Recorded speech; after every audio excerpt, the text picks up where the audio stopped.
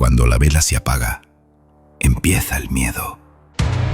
Bienvenidos a otra de esas noches en las que las sombras parecen tener voz propia, en las que el viento no es solo viento, y las campanas, aunque nadie las toque, parecen anunciar tragedias. Antes de comenzar, recordad suscribiros y activar la campana para no perderos ninguno de nuestros relatos de terror. Dicen los viejos de Cuenca que hay historias que nunca mueren, historias que se aferran a la piedra, a las calles empinadas y silenciosas, al murmullo de los ríos Júcar y Huécar que abrazan la ciudad como serpientes de agua. Historias que no solo se cuentan, se sienten. Y una de ellas habla de una cruz marcada por garras infernales.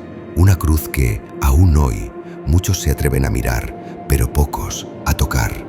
Esa cruz se conoce como la Cruz del Diablo.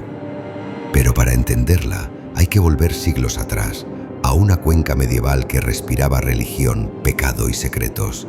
En aquella época vivía en la ciudad un muchacho arrogante y apuesto.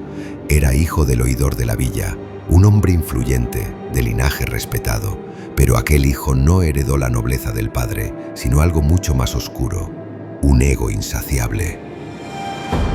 Guapo, de verbo fácil y sonrisa encantadora, caminaba por las calles empedradas como si el mundo le perteneciera, y las muchachas de la villa suspiraban al verlo. Algunas lo deseaban en secreto, otras se dejaban arrastrar por sus halagos envenenados. Él conocía su poder, lo usaba como arma, una mirada, una caricia robada en la penumbra, una promesa susurrada al oído, y cuando la joven caía en sus redes, él se saciaba de su inocencia y luego la dejaba atrás, marchita y avergonzada, como si nunca hubiera existido. Nadie podía reprocharle nada en voz alta, pues era hijo de autoridad, pero en los corrillos de lavanderas, en los rezos apagados de las madres, en las lágrimas de las doncellas deshonradas, su nombre se repetía con rabia y temor. Aquel joven, sin alma, creía que la vida no tenía precio, creía que jamás rendiría cuentas. Estaba equivocada. Un día llegó a Cuenca una forastera. Su nombre era Diana. Nadie sabía de dónde venía exactamente. Algunos decían que de un pueblo cercano, otros que de tierras lejanas. Lo cierto es que desde su llegada, las miradas se clavaban en ella. Era hermosa, sí, pero no de una belleza vulgar, sino de esa que parece no pertenecer al mundo de los mortales. Cabello negro y brillante como alas de cuervo, piel clara como la luna bañando las hoces del río, y unos ojos que parecían guardar secretos insondables, tan profundos que cualquiera que los mirara demasiado tiempo sentía un escalofrío recorrerle la espalda. Las mujeres la miraban con una mezcla de envidia y fascinación. Los hombres simplemente la deseaban. Y por supuesto, el joven libertino de Cuenca no tardó en posar sus ojos en ella. Para él era la presa perfecta, la joya que faltaba en su colección de conquistas.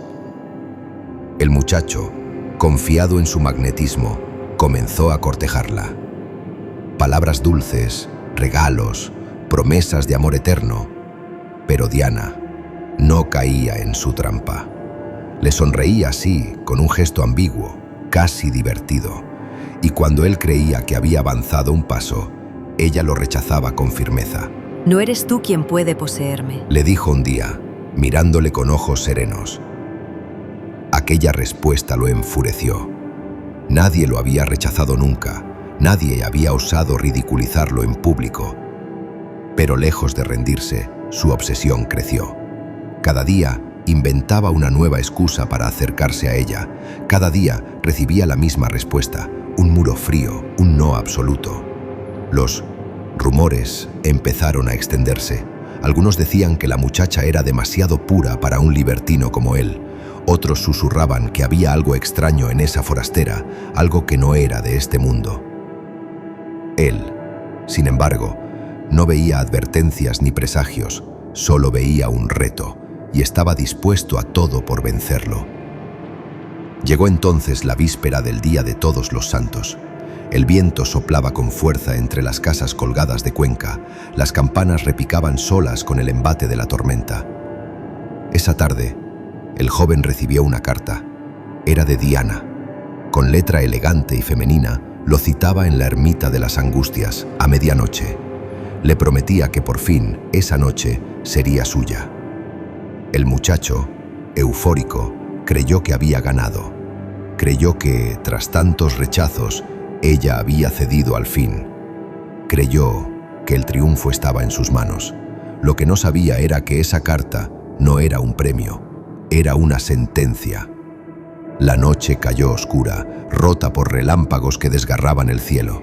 La lluvia azotaba las calles y los truenos hacían temblar la piedra de la ciudad. El joven, vestido con sus mejores galas, perfumado y engalanado, como si acudiera a una boda, caminó hasta la ermita de las Angustias. Cada paso que daba, el eco del trueno parecía anunciar un presagio de muerte. Al llegar, la encontró allí. Diana lo esperaba, radiante, más hermosa que nunca, con ropajes dignos de una princesa. Él se lanzó a sus brazos, cegado por la lujuria. La besó, recorrió su piel como si el tiempo se deshiciera en sus manos. Ella se dejó hacer, sonriendo con un gesto que mezclaba dulzura y burla. Entonces, ella levantó su falda para que él desabrochara sus chapines. Un rayo iluminó el interior de la ermita y lo que él vio lo dejó sin aliento. Los pies de Diana ya no eran pies humanos, eran pezuñas negras y afiladas. El joven se quedó petrificado, incapaz de respirar. Alzó la mirada y el rostro que contempló ya no era humano, era una máscara infernal, con ojos ardientes y una sonrisa retorcida. Diana era el diablo. El muchacho gritó, un grito que se confundió con el rugido de la tormenta. Salió corriendo de la ermita, trastabillando, cayendo en el barro, levantándose con desesperación. Detrás de él, los pasos del diablo resonaban, carcajadas espantosas llenaban la noche, el viento parecía empujarle contra el suelo, la lluvia lo cegaba, el trueno lo ensordecía. El joven corría, pero sentía el aliento infernal rozándole la nuca, y entonces la vio, la cruz. Una cruz de piedra levantada frente a la ermita. Se lanzó hacia ella, se abrazó con todas sus fuerzas, temblando y sollozando. El diablo lo alcanzó y con una zarpa brutal le rozó el hombro. Un dolor agudo, un desgarro de carne y espíritu. El joven cerró los ojos, convencido de que era el final. Pero al abrirlos, el diablo ya no estaba. Solo silencio, solo lluvia. Y en la cruz, grabadas para siempre, quedaron las marcas de aquellas garras. El muchacho jamás volvió a ser el mismo. Dicen que, horrorizado y arrepentido, ingresó en el santuario de la Virgen de las Angustias, y allí permaneció hasta su muerte, sin salir jamás, sin volver a ver la luz del sol. Los vecinos lo recordaban como un espectro errante entre paredes sagradas, un hombre joven consumido por el miedo, castigado por su pecado.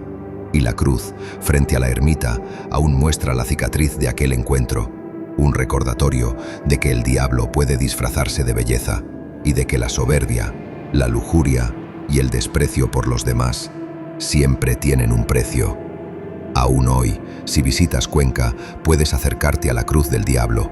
Está allí esperando silenciosa, con la marca de garras en su piedra fría.